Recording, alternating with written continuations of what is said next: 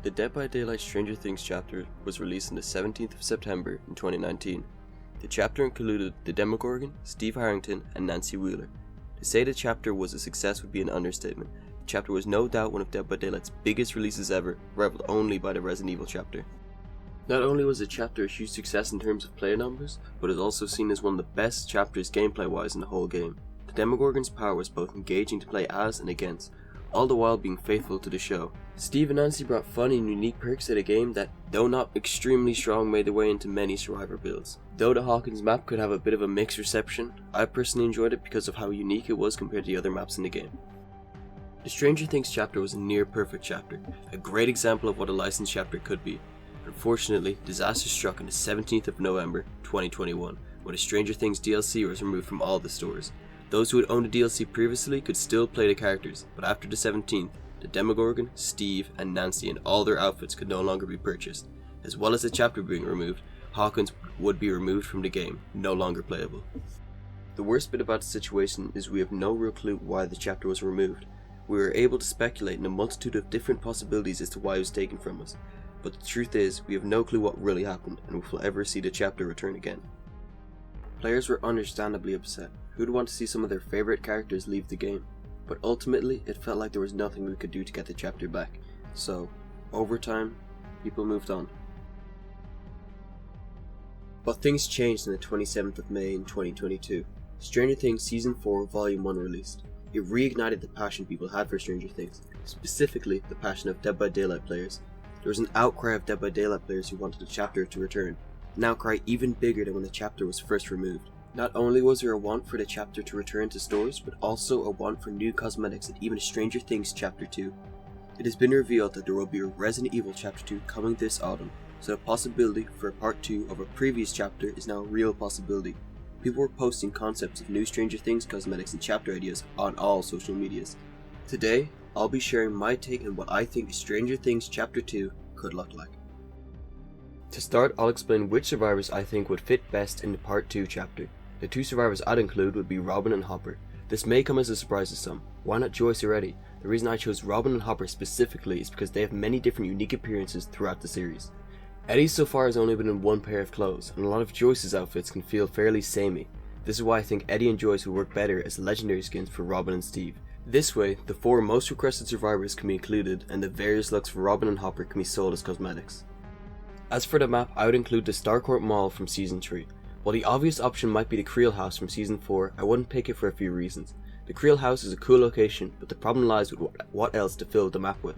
A map with the Creel House would probably contain the Creel House as the centerpiece, while the rest of the map would just be generic forest. I think we have enough forest maps in Dead by Daylight.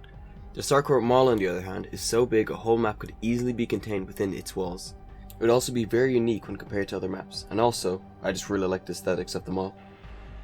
As for the killer, I think the only real option is Vecna. Across every single concept I've seen of a Stranger Things 2 chapter, Vecna is always unanimously chosen to be the killer, and this for a good reason.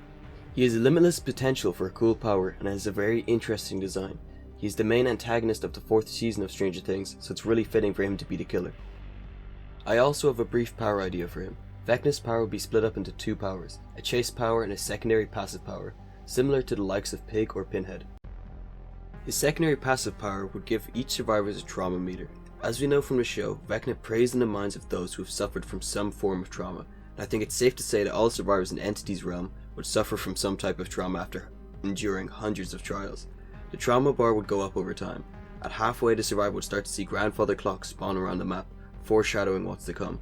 When the bar is full, Vecna will be able to moor the survivor. But how will the survivor stop this from happening? Around the map, 4 Walkmans will spawn, 1 for each survivor.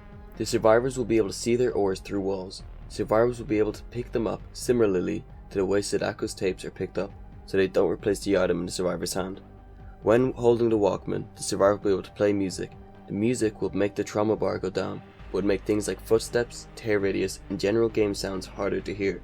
This means the survivor will have to be careful when they play the music, or they'll get surprise attacked. Vecna's chase power will lean into his telekinetic abilities.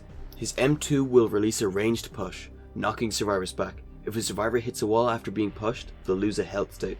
His push will take a second or 2 to charge and have a hitbox that is narrow enough that it's possible to dodge. I'd say wider than Nemesis's M2 hitbox but narrower than Pyramid Head's M2 hitbox. Ideally, his push can be used to damage survivors in closed-in areas and to push survivors into bad positions in open areas. Vecna could also come with an ultra-rare cosmetic that transforms him into one, his human form. Finally, if a second Stranger Things chapter does ever come out, I'd love to see a remake of the old Hawkins map. Not only could they make it look better with new graphics like they've done with other maps, but they could also add some new areas, like the Rainbow Room. I'd also love to see some new cosmetics for Steve, Nancy, and the Demogorgon taken from Season 4. That concludes everything I'd like to see in a Stranger Things Part 2 chapter.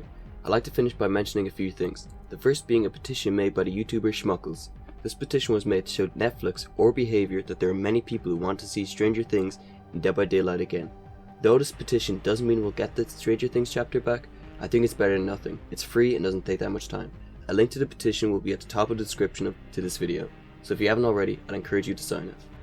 If you made it this far, I want to say thank you. Currently, only 0.5% of people who watch my videos are subscribed, so if you'd like to see more videos like this, I'd appreciate it if you subscribed. If you have anything you'd change with the suggestions I made for the chapter, please leave a comment.